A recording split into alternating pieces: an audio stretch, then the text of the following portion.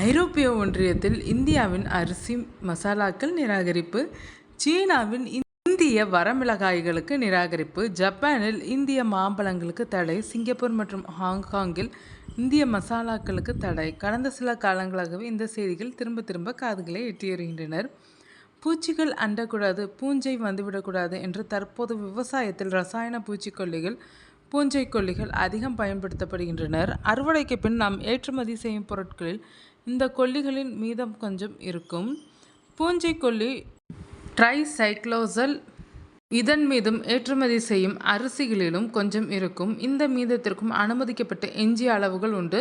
இதற்கு எஞ்சிய அளவு வரம்புகள் என்று பெயர். இதனால் இந்தியாவில் அரிசியில் 1 கிலோவிற்கு 3 மில்லிகிராம் அளவிற்கு ட்ரைசைக்ளோசல் இருக்கலாம். ஆனால் ஐரோப்பிய ஒன்றியத்தின் வழிமுறைப்படி அரிசியில் 1 கிலோவிற்கு 0.01 மில்லிகிராம் அளவு மட்டுமே இருக்க வேண்டும். இது ஒரு உதாரணம் மட்டுமே.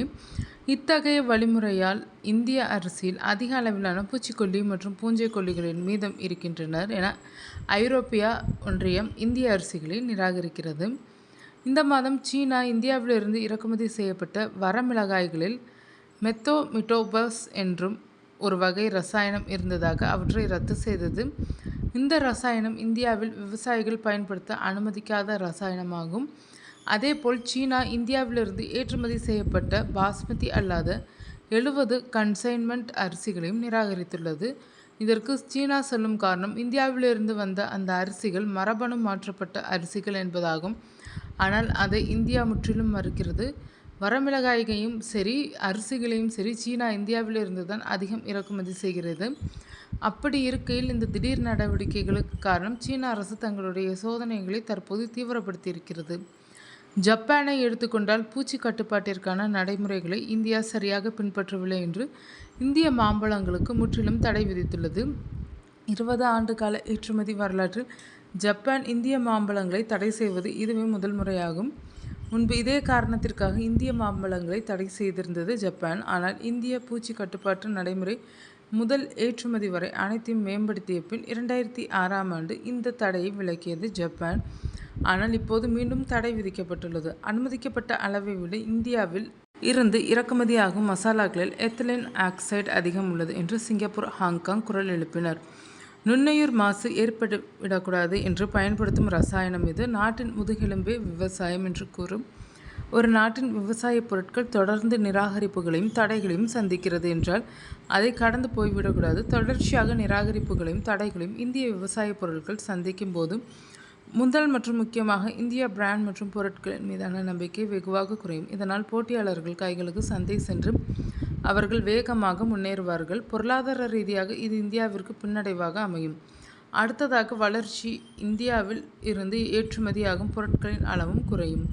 இந்தியா 2024-25 நிதியாண்டில் விவசாய பொருட்களை மட்டும் $51.12 பில்லியன் அளவிற்கு ஏற்றுமதி செய்துள்ளது என்று இங்கு கவனிக்கத்தக்கது. இந்த தொகையும் அதன் அளவும் ஒவ்வொரு ஆண்டு அதிகரிக்க வேண்டுமே தவிர குறையக்கூடாது. அதுதான் இந்திய பொருளாதாரத்திற்கு வலு சேர்க்கும். ஏற்றுமதியாகும் பொருட்கள் தடையானாலோ நிராகரிப்பானாலோ அதன் செலவுகள் ஏற்றுமதியாளர்களின் தலையில்தான் வந்து விழும். இது அந்த துறைக்கே சற்று சறுக்கலை ஏற்படுத்தும். அடுத்ததாக சர்வதேச சந்தையில் ஒப்பந்தங்களின் போது அடித்து பேரம் பேச இந்தியாவால் முடியாது. இது பிற நாடு சொல்வதை கேட்டுக்கொள்ளும் நிலைக்கு உள்ளாக்கும். இந்தியா வளர்ந்து வரும் நாடு. பிற நாடுகளின் நிபந்தனைகளுக்கு உள்ளாகும் போது அது இந்தியாவிற்கு அவ்வளவு சாதகமாக அமையாது. இந்த பிரச்சனைகளை தடுக்க இந்தியா தன்னைத்தானே தயார்படுத்தி கொள்ள வேண்டும். நாட்டிற்கு நாடு நடைமுறைகளும் வழிமுறைகளும் மாறுபடும். இதனால் ஒவ்வொரு நாட்டின் விதிமுறைகளை தெளிவாக ஏற்றுமதியாளர்களுக்கு தெரியப்படுத்த வேண்டும்.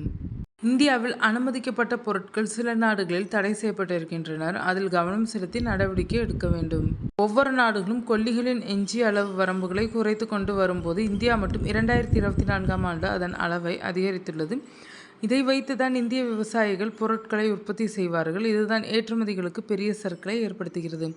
இதனால் ரசாயன பயன்பாட்டிலும் எஞ்சிய அளவு வரம்புகளையும் உலகத்தரத்திற்கு இந்தியாவில் மாற்ற வேண்டும். இந்திய அரசு ஏற்றுமதிக்கு முன்னான மாதிரி எடுத்தல் மற்றும் ஆய்வக பரிசோதனை அப்டேட்டாக மாற வேண்டும். அந்தந்த நாடுகள் இந்தியாவிலிருந்து இறக்குமதிகளை செக் செய்வதை விட இந்தியா ஏற்றுமதி செய்யும் முன் அந்த பொருட்களை அதைவிட சோதனை செய்ய வேண்டும். விவசாயிகளுக்கு சரியான விவசாய பழக்க வழக்கங்கள் சொல்லித்தர வேண்டும். இதற்கு மேலே பார்த்த சீனா வரமிளகாய் ஏற்றுமதி நல்ல எடுத்துக்காட்டு. இந்தியாவில் உரத்துறையை இன்னும் ஒழுங்குபடுத்த வேண்டும். அனுமதிக்கப்படாத ஒரு வேதியியல் பொருள் இந்தியா வரமிளகாய்களில் இருக்கிறது என்றால் அது எவ்வளவு ஆபத்தானது. அதனால் அவற்றை உரத்துறையை நிச்சயம் ஒழுங்குபடுத்த வேண்டும்.